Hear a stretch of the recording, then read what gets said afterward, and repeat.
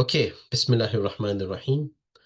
نحمده ونصلي على رسوله الكريم أما بعد رب اشرح لي صدري ويسر لي أمري واحلل عقدة من لساني يفقهوا قولي سبحانك لا علم لنا إلا ما علمتنا إنك أنت العليم الحكيم اللهم علمنا بما ينفعنا وانفعنا بما علمتنا وزدنا علما آمين يا رب العالمين. Assalamu alaikum wa rahmatullahi wa barakatuhu.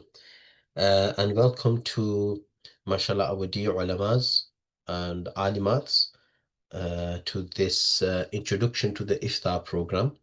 Uh, as you may be aware that our Iftar program will officially begin in November, because that's when our semester begins. But this is just what you can say like a this is just like an um, a prelude, 4-week session about the Iftar course in of itself. Now, just to mention that in these 4 weeks, there might be a lot of the information might be overwhelming. If some part of it is overwhelming, please do let me know. And don't worry too much about the information, if you grasp it or not at this particular stage. It doesn't matter. Inshallah, when you begin your journey of the Iftar course, then slowly everything will become much more clear to you, inshallah. Okay, so please don't worry about that. So this is a 4-week introduction to the Mufti training course that we have designed, and it's something one of the kind that we've never done before. This is the first time, as we've been teaching Iftar in Balagh since 2019. This is probably the first time that we came with this idea that why don't we do an introduction to a training program. Okay, so the content of the program is first week. So this week we'll be discussing about Iftar, what is Iftar itself. Number 2, week 2 will be about the historical development and systemization of Iftar training program. Okay, the historical development and systemization of Iftar. Number 3 is the methodology and application of Iftar. The methodology and the application of Iftar, how Iftar is applied, what's the basic methodological framework when a Mufti is writing a fatwa. And number 4, contemporary challenges and the Takhassus Ifta at Balagh Academy. How do we teach Takhassus Ifta Academy, Balagh Academy? What's our strategy? What's our methodology? And what's our vision? So what's the vision of Balagh Academy in producing and preparing Takhassul Ifta? What's going to be our module? What modules are you going to study? So everything that you want to know about. Many people ask the question about what books do we teach? Which teachers are we going to have? What's your structure? What's your vision and goal? Inshallah, all of that will be clarified in week 4. Okay, week 4. And in fact, if time permits, we'll probably invite the teachers that will be teaching, inshallah. Okay, so all that will be clarified in week 4. We'll discuss some of the contemporary challenge. We may touch upon some of the contemporary challenges there, but contemporary challenges. Otherwise, that will be clarified, inshallah. We're in the process of finalizing the timetable, the teachers, and so on, but we do have a structure and a vision, inshallah. Anyway, so let us begin. So today's session, we're going to be discussing what is Iftar. Okay, so overview and the learning outcome. So in today's session, the learning outcome is, for example, what is Iftar? So there's two domains. There are two domains that we'll be covering in today's session. Number 1 is the definition of fatwa, mufti and mustafti, definition of the terms. Number 2, the difference between qadha and fatwa, qualifications of a mufti, the role of a mufti in a society. That's one aspect. Another aspect is the significance of Iftar in the Hanafi Madhhab, looking at the spiritual, ethical, social responsibilities, Iftar as ijtihad in restricted framework, and Iftar versus Taʻlīm. So these are the points that we'll be covering, inshallah, in today's session. And by the way, I do speak a little bit fast due to the because I'm trying to be conscious of the time. But if I do speak fast, or if anybody wants me to repeat anything, please let me know in the chat box. I've got the chat box open in my other screen. I will inshallah try to follow. Okay. Now, important. So this is something important you need to understand. Before I begin, can I just a raise of hands, just for my own assurance, a raise of hands for all those who want to pursue the Iftar course. Hands up for those that who want to pursue the Ifta course. That's everyone, right? Keep your hands up, please. Keep your hands up. So that is, let me just want to know at least I'm familiar, okay? So that's 1, 2, 3. Oh, that's everybody, okay? I've noticed that some of you not put your hands up. So I've got 1, 2, 3, 4, 5, 6. 6 students who have not, I've only got 11 students who have raised their hands, which means that 6 students from the 17, 6 students do not intend to pursue the Iftar course. Is there any particular reason? I've got Muhammad Sajid, I've got Aslam, Aisha Mia. Is there any particular reason that you don't want to do that course, but you just want to do the introduction course? You can either switch your mics on and speak, or if you're comfortable, you can post your you can just engage using the community chat here. Okay, it's up to you. That's fine. It's okay. So the rest of you can put your hands down, please. Jazakallah. Now, some important information. Iftar, understand, is a major responsibility. One concern is weak on Arabic. Okay, that's fine. I suppose that something can be that can be catered. Okay, we can sort something out, inshallah. Okay, right. Iftar is a major responsibility, for it entails dealing with guiding people to what is halal and what is haram. Okay, it's a major responsibility because it entails guiding people for what's halal and haram. So iftar is no joke. Okay, iftar is not something is a joke. Okay, right? It's something that's really serious, right? I remember once there was a narration of Abdullah bin Umar radiallahu anhu, right? That somebody would continuously ask him questions and he will say, La adri, I don't know, I don't know. So somebody asked him that, so many people ask you questions. Why do you repeatedly say, I don't know? He said, it's because these kind of people, they will be using your back to cross the bridge of Busirat. So in other words, they're making you responsible, right? And I was saying this to the students the other day at my local madrasa, with the early year students. One of the things that we were having a conversation, we discussed, because I do a lot of interactive engagement with my students. They obviously the adult students. And one of the things I was explaining to them, when we were discussing the topic on the importance of knowledge. So one of the things I did mention to them, that the moment when somebody tells you, whenever you hear a statement on social media or anyone, somebody stating that this is halal, this is haram, this is shirk, this is a bid'ah, and so on and so forth, understand that they're giving you a fatwa. Just the mere fact when somebody says that this is not permissible, or this is shirk, or this is a bid'ah, so on and so forth, then understand that they're actually given a fatwa. And if a person is not qualified, is not a qualified position to give a fatwa, he becomes sinful. Yes? So it entails not just answering a legal query, but possessing a thorough understanding of the legal inquiry into something, or on something. So it's supposed to be on something, and substantial research of the area. So it's not just the fact that you just answering the question. You need to first understand what the inquiry is, understand the motive behind the inquiry, and able to dissect and able to dissect and analyze what the query entails and what fiqhi elements related and that's salient to the query itself, and know where to research, how to research, how to research, and where to search for authentic references. It's not something you could just go into ChatGPT. It's not something you could just go type in ChatGPT, or just go onto a website, type in the question, present the answer, and that's it. That defeats the whole purpose. This is where students are expected to do research. Okay. Now, some students have said that I have concern in weak in Arabic, etc. Don't worry about that. That will develop as you go along. So please don't worry about that, okay? Don't worry about that. And which, by the way, I do have my own separate classes anyway, as part of my own personal project. I do teach students, right, comprehension skills of how to read Ibadah and so on. That's not part of Al-Balagh, by the way. That's another one. If anybody's interested, you can reach out to me personally. Otherwise, I'm sure Al-Balagh Academy will try to cater for you for that, okay? But otherwise, I don't think you should worry.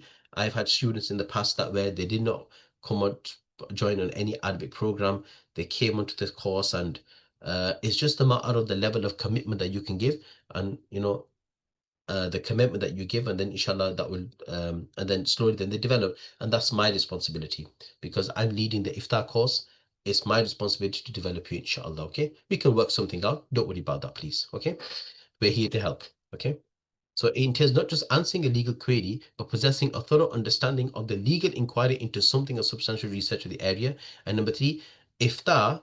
What is iftar? To issue a legal verdict on a particular legal case, mas'ala, relating or reiterating a ruling salient to a particular case. So first understand, we'll talk about this in much more detail about that. Anyways, so let's do an exercise.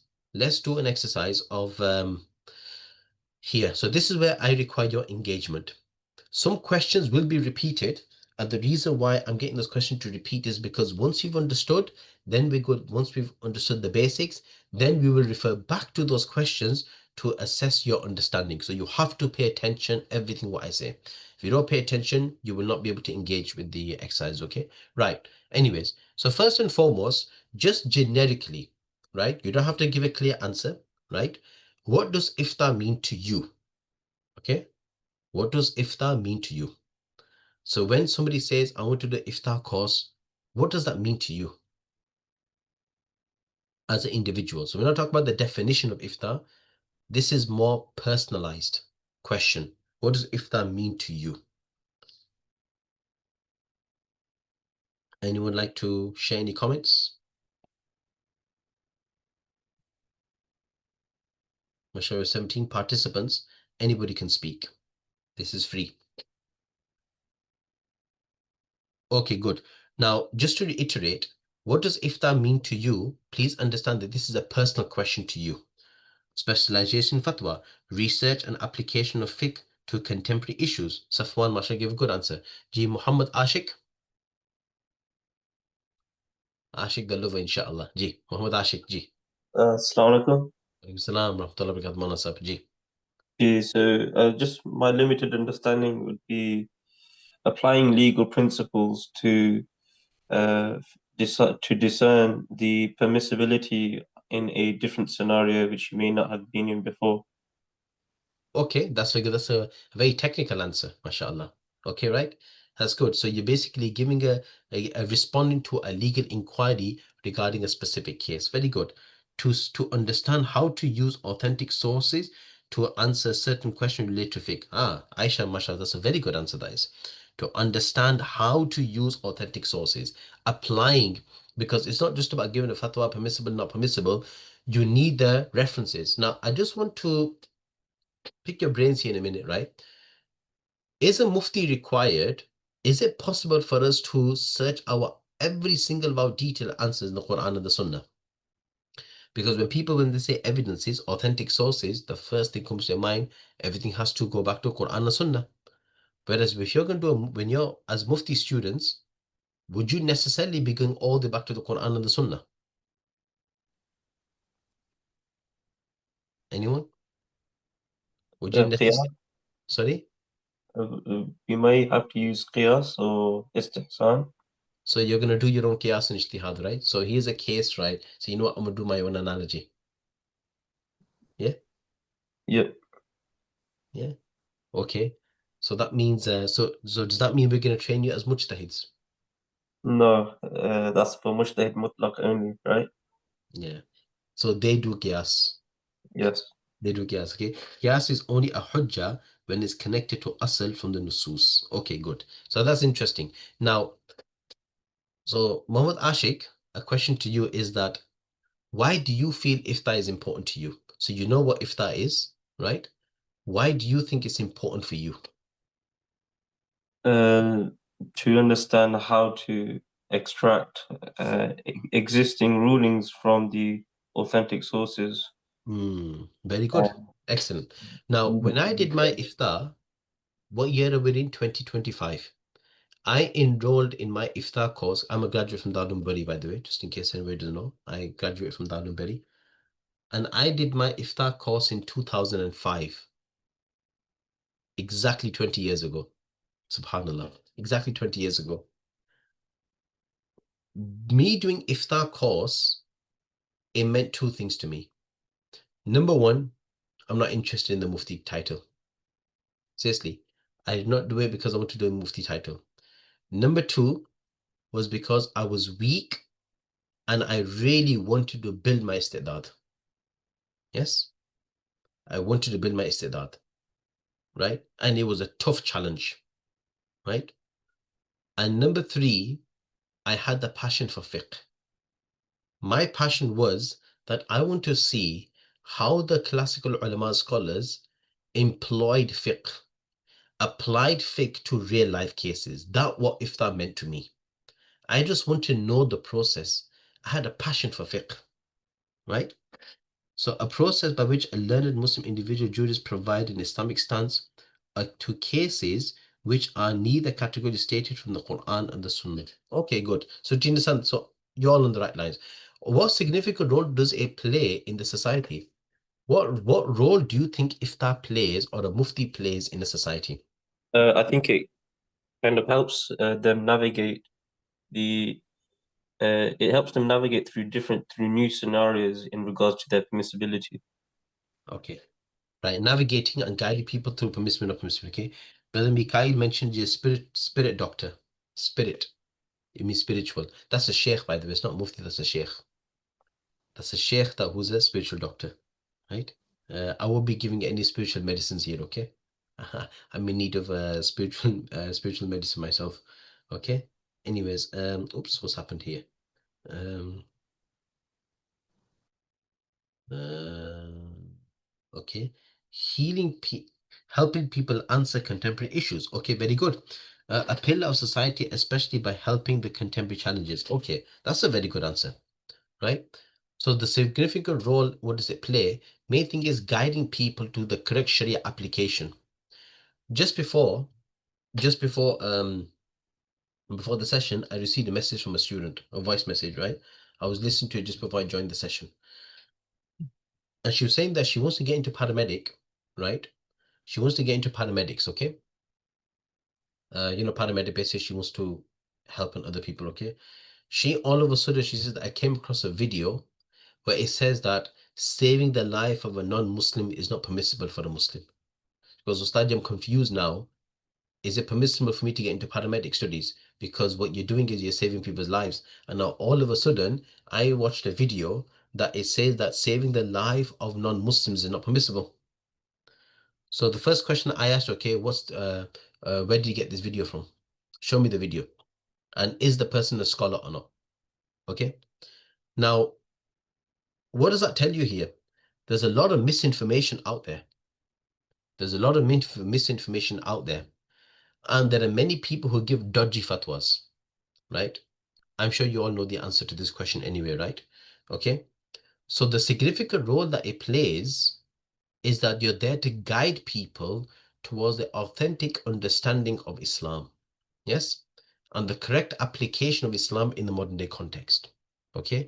And understand how to apply fiqh in given situations and circumstances. So, for example, if we're in the UK, the community, the social community, the mindset of the social community here is different to back home, Pakistan, India, Bangladesh, right? To remote villages in Pakistan, India, Bangladesh, right? So, for example, in America, you go to a place like California, for example, okay, right? Okay, you notice that in America, you got 52 states, right? Let's take example in New York, which is a very hustling and bustling city, right? Okay, you got a dense population of Muslims there. You got concentrated population of Muslims. You go to places like Arizona, you go to places like California, for example, okay, right? Those places where you go, you will not necessarily find dense Muslim populations there. Muslims are scattered all over. The cultural mindset is different.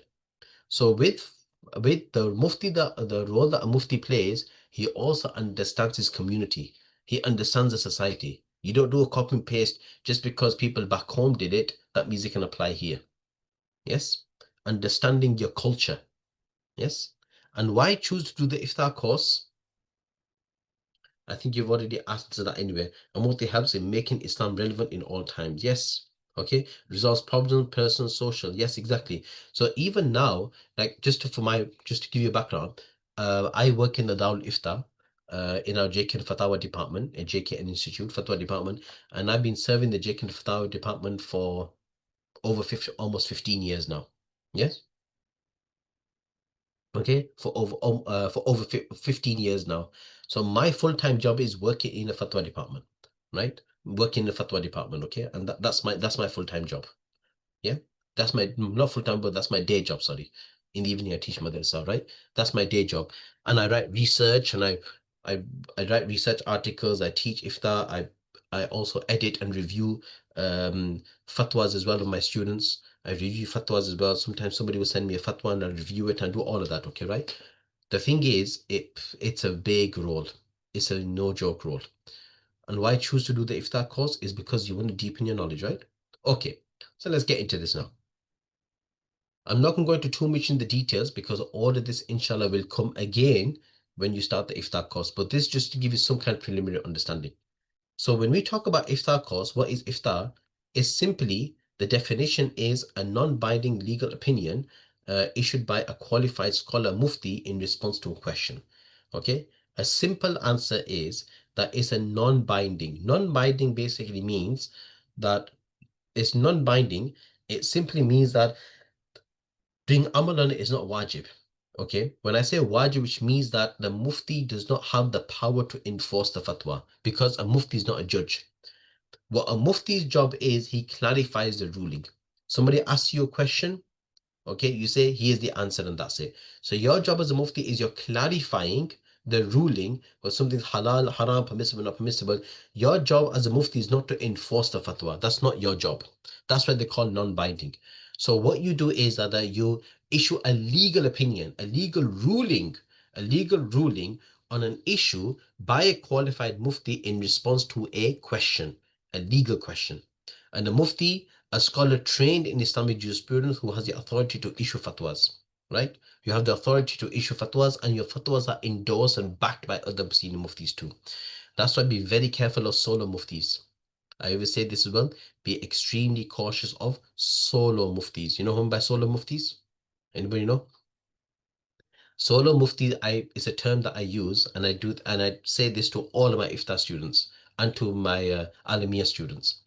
Any person who's doing the iftar course, they've graduated and they are not affiliated to a madrasa, they're not affiliated to a reputable scholar, and they have their own setup, their own social media platform, and they're dishing out fatwas left, right, and center without approval or endorsement from a senior mufti.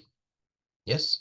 One thing that's always been the tradition of all of our kabirin is that whenever a mufti wrote a fatwa, then it was always signed off by another senior mufti. Even my fatwas, even today. I've been working in the Darul Ifta for 15 years. Even till today, I get my fatwa signed and endorsed and approved by Mufti Saif al-Islam. I'm sure most of you know who Mufti Saif al-Islam is, right? Okay. I get signed off by him. Okay. So all of my detailed fatwas, my articles and so on, you'll notice in the acknowledgement, it's been a press test approved by Sheikh Mufti Saif al-Islam, because this has always been the tradition. Why? Is to preserve their authentic knowledge. Because when you do not have that seniority, senior scholar overshadowing you and overshadowing you, or you don't have that senior to endorse and to overlook your fatwas, shaitan can come in as well. You start developing an independent thinker.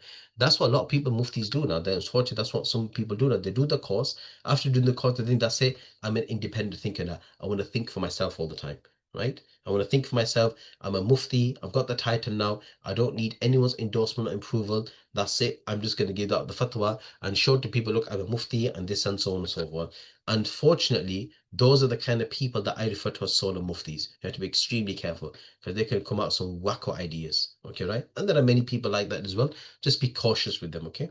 Anyways, and the mustafti, who's mustafti? The person who seeks a fatwa. So basically the question, the lay person who comes to you and asks a question. All right?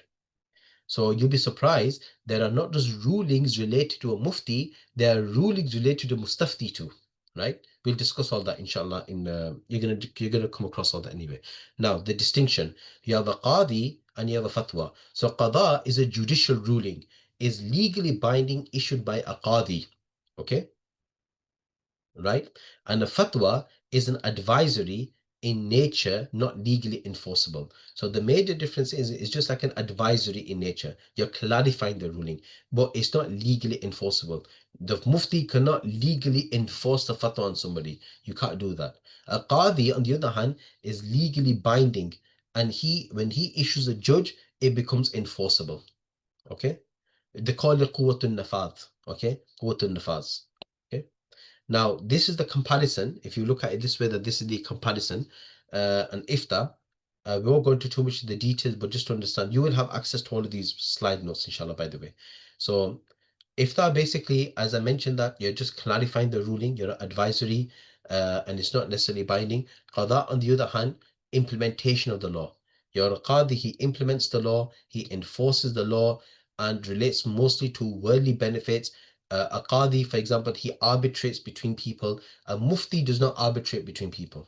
Yeah, you're not a judge, you're not arbitrator. A mufti just clarifies the ruling. Okay, that's why sometimes people would say, whenever we receive a fatwa in our Darul Ifta, in our Darul, we receive a fatwa regarding divorce or something, and then we respond to the case. Somebody will ask us, well, why are you giving a judgment based on one-sided, right? Have you looked at the other side? So the response we give, that a mufti job is to clarify the ruling based on the clarify and to issue a ruling, okay, based on the question that's presented. We're not a judge, right?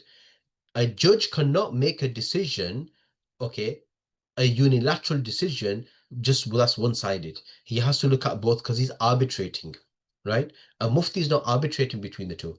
When you're presented with a detailed case study about talaq, for example, okay, right? As a mufti, you're doing the right, you're just responding to the case. Of course, there's a method, there's a manner in which you respond. That's another training in of itself, okay, right? I teach ifta at our local madrasa. Alhamdulillah, we're gonna have our graduate batches here. So now I'm doing a specific training of how to answer legal rulings for the public. So when you're going to be joining the iftar course, do understand that the iftar training program that we're doing now, we're just training you how to search for the answers. Okay. In some Darul Iftar, when I was doing in Darul Berry, is that whilst you're doing Mufti training, you're also answering questions outside. What we do is we don't do it like that. We first train you how to respond to fatwa, how to research into fatwas. And then once you've completed that, that's when we now train you how to respond to outside fatwas. And I think this is the best method, this is the best way. Okay? Because how you respond to a fatwa outside, it requires a separate training in of itself. Okay? But in any case, that's me. Yep. So this is just like a summative table. If just summative table, the role, if you look at the authority, the qadi is legal enforcement, mufti is advisory and guidance and counseling. A mufti is also counsel as well. Like now, all the fatwas, I was just telling my students the other day that even now, all the fatwas that we receive in our fatwa department, okay, right? Out of every 10 questions, I'll say 7 of them, I'm giving them nasihat and advice. This was happening before, it used to be the other way around. Right now, just recently, for the last 2-3 years or 4 years, people are going through depression, marriage issues, and so on and so forth. That's why I had to do a counseling training session, an Islamic psychology and counseling session. I had to do that training. I had to do 2 levels, okay, so that I could do some counseling. So I do counseling for couples now, right? So I had to do this counseling session, which is why I think it's important for muftis. I think it's important that you do some counseling training too, okay? You don't become an automatic counselor here. We're not going to teach you how to do counseling here. You have to do a separate counseling session now. I think it's necessary because as a mufti, you're going to be guiding. You're going to be, if you're an imam, for example, and you're a mufti, people that come to you for guidance, Islamic advice and counseling as well. That's what your role is now. A mufti's role is now evolving to incorporate not just giving legal advice, but counseling too. And you all should be doing counseling, counseling training too. All right. Response, binding judgment and non-binding opinion, and scope, public disputes and private, public versus private. Qadi, he arbitrates between public disputes. A mufti doesn't necessarily do that. Okay. Okay, significance. So significance of Ifta in the Hanafi Madhhab maintains Sharia continuity. Context is context-specific legal advice. So remember, fatwas are context specific. It's context specific. Okay, because sometimes when you give a fatwa, the fatwa may be different to two individuals. So you may, for example, you may get 2, 3, or 5 individuals asking for the same legal ruling. Okay, right? Now, you may give the same answer to all of them, right? Or your answer may vary to the same question that's proposed to you by many of them based on the individual circumstance. For example, because a mufti, when you're given a fatwa to an answer, look at it this way. You have to look at the nature of the question, number one. Number two, you have to look at the individual circumstance. You have to look at the, Okay, let me start again. When a mufti, when he's given a fatwa to a query, okay, right? You have to, first and foremost, you have to look at the nature of the question. The nature of the question can entail many things. Number one, what's the specific question that they're asking? Is it something to do with halal or haram, permissible, not permissible, or is it permissible and what's preferable, right? First, you need to understand that, okay? Is it awla, khilafi awla, what is it? Number two, is it individual based or is it social based? Is it related to the individual circumstance or is it referred to the social circumstance? Social circumstance, i.e., is the nature of the istifta related to the family itself? Is it related to, does it involve more than one party, multiple parties? Is it basically referring to work context of work, right? Does it relate to on a political level? Does it relate on a societal level, right? Does it relate to a life and death situation? Okay. There's so many factors that must be taken into consideration, and and if it's individual, not every individual circumstances is the same. They are context specific. So you'll find sometimes a mufti giving a fatwa to giving a fatwa to giving one fatwa to one particular individual, but may give a different fatwa to another individual, even though they're asking the same question. And you'll find this in the hadith, that famous hadith in Abu Dawud, that two men came to the Prophet ﷺ on individual cases, right? Asking about, is it permissible for them to kiss their wife whilst fasting? For one person, the Prophet said, yes, it's jais for you. And the other, the Prophet said, no, you can't. You're familiar with that, right? You're familiar with that story, incident? And then Ibn Abbas explains, because the first person that asked him was an old person. He was able to exercise self-control. So the Prophet gave him ijaza. And the other one was a young man, okay? Young man. He was a young man. He was not able to control his desires. So the Prophet ﷺ gave him strict rule. So for the old person, gave him a lenient ruling, and the other gave him a strict ruling. There's another story that once Abdullah bin Abbas was once teaching. There's a story that once Ibn Abbas was teaching, and one of his students, I think it was Imam Mujahid or Azat Ata, I can't remember who it was. He says one person asked him, two individuals came on two different occasions. One person came to him, he says, look, if I was to kill somebody, will Allah, and then I ask for forgiveness, will Allah accept my tawbah? Right? Ibn Abbas said to him, no. Ibn Abbas said to him, no. So remember, he asked, if I killed somebody and then I ask for forgiveness, will Allah forgive me? Ibn Abbas said, no, Allah will forgive you. Then later on, another person asked the same question. Goes, if I killed somebody and I ask for forgiveness, will Allah forgive me? Ibn Abbas said, Allah will forgive you. So the student was surprised. Same question, two different answers. So the student asked him that why did you give two different answers? The first one he said, Allah will forgive you. The second one he said, Allah will forgive you. So Ibn Abbas explained, because not the first person that asked me, judging at his situation, right? He gave me the indication that he was about to kill somebody. He had the full intention of killing somebody. After killing somebody, then he was going to do tawbah. So then I said to him, no. So to prevent him from killing somebody from the get-go. The second person, on the other hand, he'd already killed somebody and now he became regretful. Because I've killed somebody, I'm regretful now, I don't know what to do. And will Allah forgive me or not? That's when I said to him, Allah will forgive you. Yeah? Allah subhanahu wa ta'ala will forgive you. You understand? So the point to mention here is that what we understand from this, okay, what we understand from this situation is that you see you see that a mufti, one of the sign of a mufti is not just how well you understand the legal text, but understanding the circumstance and how to give the right answer to the given context. This, I believe, many people who have graduated, this is where they fail, right? They fail to take this into consideration, that they don't look at individual circumstances, right? And they like copy and paste. They copy and paste fatwas, okay, copy and paste, and they apply it genetically everywhere. Sometimes fatwas context specific, okay?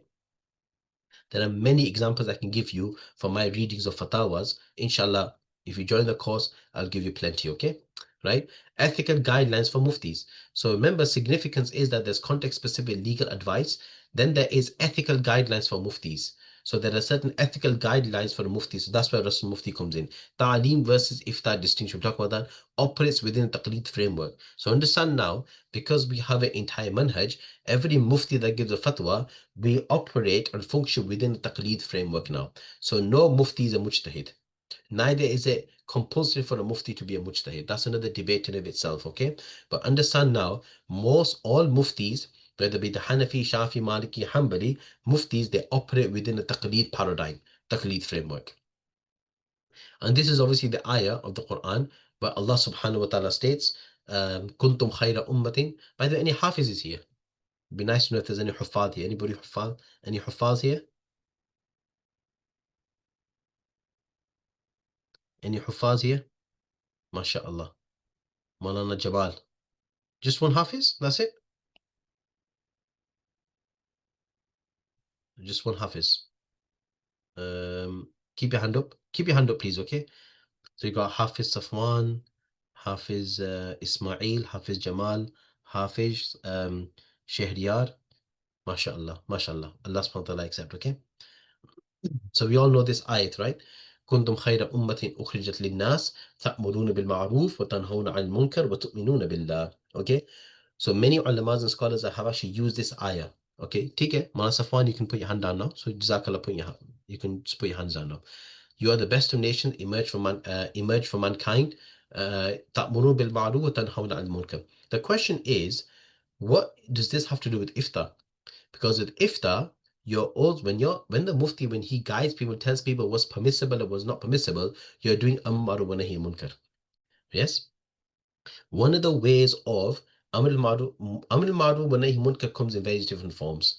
We tend to look at it from a dawah perspective, but no, a mufti, he's also doing al-amr al-ma'ruf wa nahy munkar when he's passing a judgment of something to be permissible and not permissible. Yes. The qualifications and role. So what are the qualifications of a mufti? Is deep knowledge of Arabic, Quran, Sunnah, and classical Hanafi fiqh texts. Okay. For those of you who say that I'm weak in Arabic, don't worry, that's going to develop, inshallah. Don't worry about that. Okay. Sound understanding of usul fiqh, qawaid al-fiqh, legal maxim, and classical case laws. You have to understand, if you're going to study classical case laws, legal theory, legal maxims, sound piety and ethical integrity. You need piety and ethicity, right? Because remember, piety is not just an honorific role, it's a functional role too. So there has to be an element of piety. You can't expect somebody to be a mufti and they have a shaved beard, for example, or they got short back and sides, or just wearing jeans and tops and so on, and think, there's an element of piety that's involved in there, okay? A mufti's role in society. It clarifies Sharia ruling for contemporary issues, okay? Mediator between traditional texts and present day challenges. Remember, a mufti is like a mediator. Mediator between classical tradition text and present day questions. So you're the mediator. Guides individuals and communities. Okay. Guidance, individuals and communities, you can say that you are, but you're a counselor in as well. You're a counselor in essence. So that's the UI I mentioned, is that you need to have that counseling skills too, because people can look up to you, people can take advice from you, right? Nasiha. And don't conflate a fatwa and nasiha and advice. Provides counseling, consultations on personal matters. Okay, you're there to guide the community, what's permissible and not permissible, right? Now, if you look at the connection, that's how it is. It starts off from the Messenger of Allah sallallahu alaihi wasallam. Of course, he was the Mufti, right? The Messenger of Allah sallallahu alaihi wasallam. Then the noble companions. Then it transferred to noble companions. Then you had the Mujtahid scholars who learned from the noble companions, and then the Mufti within the Madhhab. And as time, so this is it's a breakdown of the chronological order, the connection. You had the Messenger of Allah sallallahu alaihi wasallam. The Sahabas would ask the Prophet a question. The Prophet would either give the fatwa or wahy will come, right? And then the Sahaba generation, there were only a few amongst them who were considered to be who attained the level of ijtihad and the Mufti amongst their companions. Ibn Qayyim al-Jawziyya rahmatullah alayhi in his 𝐼لام الْمُوقِعِينَ actually clarifies that he categorizes the Muftis and the Mujtahids amongst the Sahabas, right? There were no more than 200 from the 1,000 companions. There were no more than 200 companions that who attained the level of ijtihad and Ifta Mufti, right? And then they trained and they taught their students, okay, and from the Tabi'in generation. And from the Tabi'in generation, you had a handful of those who attained ijtihad, okay? And then as time went on, when it developed, then you had Mujtahid and Mufti scholars within the Madhhab. And then you have now the Mustafti, the questioner. Okay, so modern day Muftis, we operate and function within the Madhhab itself. Okay, now Ta'leem versus Ifta, right? There's a difference between the two. Ifta, you're pronouncing a legal ruling and is context specific to a case. Ta'leem, on the other hand, you're educating and is generic. So when you're teaching fiqh book, for example, and you're teaching people masail, you're not giving a fatwa, you're educating them. You're generic. So when you're teaching Quduri, when you're teaching Nur al-Idha, when you're teaching Kanz al-Daqa'iq, for example, when you're teaching these kitabs, when you're teaching these subjects, okay, right? You're educating them and you're just presenting generic. You just mean generic. Yes? And even, for example, if somebody was to ask you a masala, yes, of course you can, but don't worry, Mawlana Jamal, don't worry, but you'll have access to these slides, okay? Don't worry. So you don't need to take any screenshots, okay? The other thing is my picture is going to come in as well, okay? So kind of a bit wary of that, okay? And likewise, for example, if you're, let's say, if any of you are imam, let's say if you're an imam of a masjid, if a musalli comes to you and asks you, or Imam Sahib, there's a question, right, that, I was bleeding and the blood started flowing, does my wuzu break? Okay, you're not giving a fatwa, you're just telling the masala. You just say the masala is that when it flows from its place, then your wuzu breaks. So you're not giving a fatwa, you're telling people the masala. That's okay. But when you're pronouncing a legal ruling and it's specific to a case, that's what you call a mufti is. That's when any imam cannot do that, okay? Right? Now, I've done all the question, I've done all the talking. Now, this is where you will have to now do all the talking now, okay? And I would like you all to please do engage. Let's take a sip of water, I'm thirsty. So these are some questions for reflections, okay? Number one. So now, after doing all of that, now I'm going to ask the question again. How significant is a mufti in a community? Explain using an example. Yeah. Some questions for reflection. How significant is a mufti in a community? And give me an example. You can, by all means, you can switch your mic on if you want. Just put your hand up, inshallah, then you'll be able to answer. Very tackling digital currencies, AI, and ethics, and so on. Okay. Significant a mufti in a community? Yes. You're a guide. You're a guide for people. Can you imagine the reward that Allah subhanahu wa ta'ala inshallah will give you? But it's a big responsibility. The higher the responsibility, the greater the reward. Mawlana Jamal said, a mufti is, okay, somebody said, a mufti is the one that whom people come if they have any questions on legal ruling. A mufti is a critical backbone of the community in giving legal ruling, especially in divorce and finances. Very true.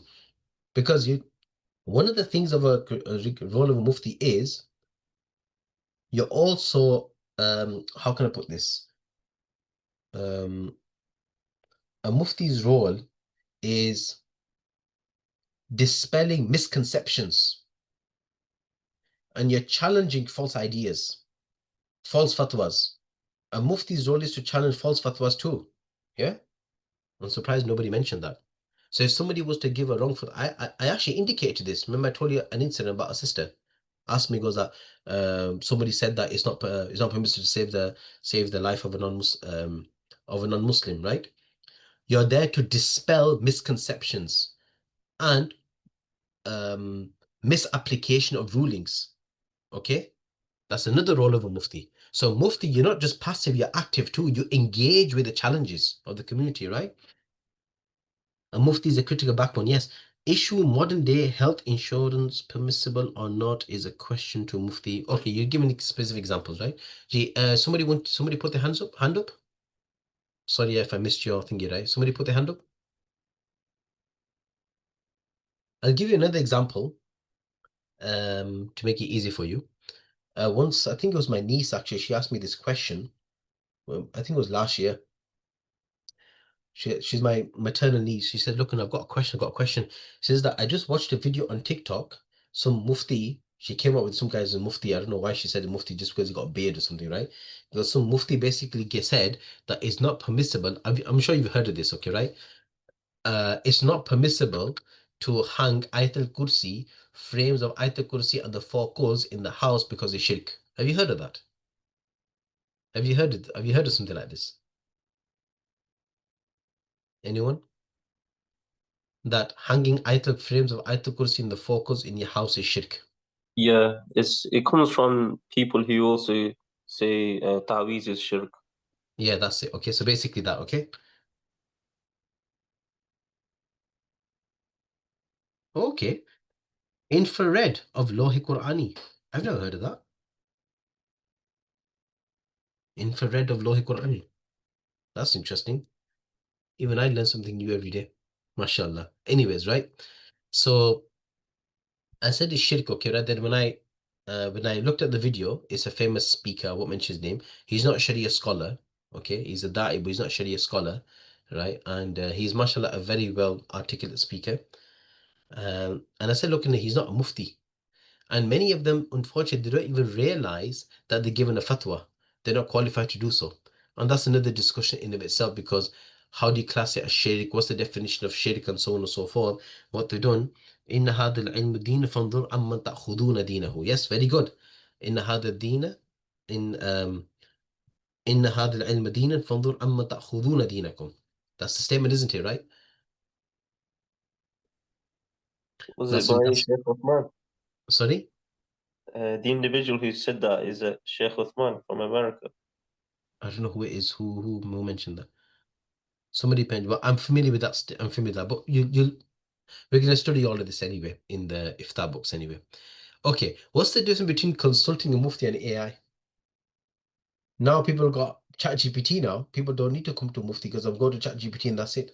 What's the difference between consulting a mufti or an AI? Hallucination from AI. Sorry? AI produces hallucination. Subhanallah. Okay, can you explain that? How does it produce hallucination? So hallucination is a term which means that when AI doesn't actually know, it just regenerates a answer, fills Mhm. in the gap without actual expertise in that field. So to a layperson, he won't know the technicalities, but to a mufti, he can easily distinguish when the information is inaccurate. Yeah, that's true. I've used AI in certain instances, right?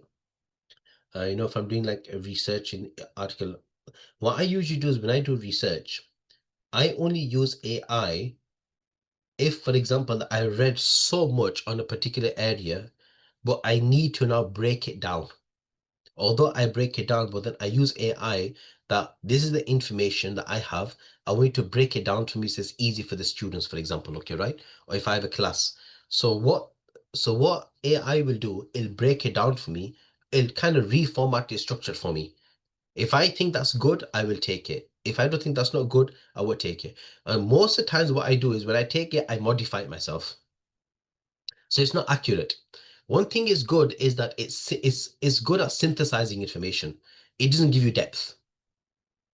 It synthesizes information. So for example, I'll give you an example. I teach usul tafsir, right? And I was talking about the history of the printing press. So although I've read around the printing press and how it revolutionized ilm and knowledge, right?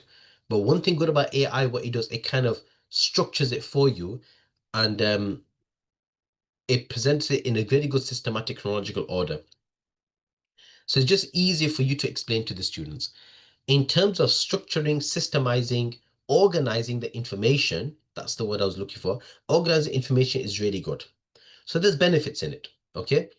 But when it comes to becoming solely dependent on it for information and for guidance, that's not the right thing to do. Yes, right? That's where the kitabs are there. The kitabs are there for you because that's where the guidance is.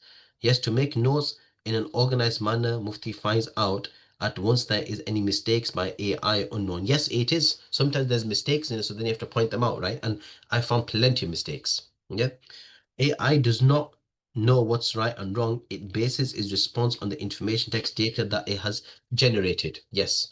It only gives you the information that it generates, but it's so advanced that it's able to, in a short space of time, generate so much information, right? But you have to fact check as well. Sometimes there can be gaps. There's gaps in the knowledge of AI. That's where an expert comes in, that he will identify and point out there's gaps in the knowledge. Okay. Sometimes, and I've tried this out, looking at some Hanafi perspective, Hanafi masala, right? But then you come to realize, hold on a second, there's a gap of there's a mistake here, there's a gap. So I will then double check it and the references, and then I will get the information there. Okay. Good. And number 3, true or false? Is it sufficient for the scholar to answer directly from the Quran and Sunnah without following a madhab? Yeah. Consulting, yeah, yeah, consulting is someone who is human, and there is taklif and there is no taklif of A for AI. Yes, there's an element of the hukm of taklif applied, is applied, isn't it? Hukm of taklif. AI is ghair mukallaf. Yeah. So you're seeking question from someone who's not even mukallaf in the Sharia, and you take an answer from there. Okay, that's good. Yes, that's good. ضرورة تقدر بقدر ضرورة. Yes, it is. But darura is another technical term itself. Okay, I'll say haja. This is haja here. Not not even haja, because darura is only as a last resort. AI is not a last resort. I mean, it's not haram to use AI. Yes, it's just something what's recommended and so on. Okay. Now, true or false? Is it sufficient for the scholar to answer directly from the Quran Sunnah without following madhab? You all should know this. Okay. Oh, sorry. It is sufficient. Oh, sorry. I misread it. It's true or false. It is sufficient for the scholar. So is it true or false? So somebody's saying it's true, some saying it's false. Okay. Okay. Why do you think it's true for a scholar to answer directly from the Quran and Sunnah without following a madhab? Okay. So let me give you an example. There's an article that I just recently wrote and I published as well called Optical Aid, right? It's a comparison between two fatwas. If I was to ask you, is it permissible to use optical aid when it comes to searching for the crescent? Yeah. Now, I want you to answer this question to me solely on the basis of the Quran and Sunnah without madhab. Is it permissible for someone to search for the crescent using optical aid? Okay, Fawzia, give me the evidence from the Quran and Hadith. Optical aid is not found in the Quran or Sunnah. So you have to use a madhab to kind of extrapolate the principles. Okay, so let's break this down here. When something is not mentioned in the Quran or the Sunnah, what do the scholars have to resort to now? Qiyas. Ijtihad. Yes? Yep. Now, is ijtihad something that's very simple? No, it requires principles. So it requires a framework. Ijtihad is a framework. So when Yep. we're following a madhab, what we're actually doing, the Mufti is following madhab, he's adopting the madhab's methodological ijtihad process in arriving to a legal ruling, right? Okay, so somebody said you need to see with your naked eye, but now the question is, so again, the question is that, okay, naked eye is fine, but now we have optical aid like telescope and binoculars. What's the evidence from the Quran and the Sunnah to suggest that it is permissible, not permissible? You're not going to find it anywhere. You're not going to find it in the Quran and the Sunnah. This is where ijtihad comes in. So when the scholars, when they say it's permissible, not permissible, is based on the ijtihad, okay, within the paradigm framework, within the legal framework of a madhab, right? And they don't and it's not because it's a direct reference from the Quran and the Sunnah there are other legal cases that they have to assess in order to determine the ruling. Yes? So you can't, so just by yes, you need to see it with your naked eye, but the Prophet ﷺ says, Sumu li ru'yatihi, right? Ru'ya, just see it. What's the definition of ru'ya?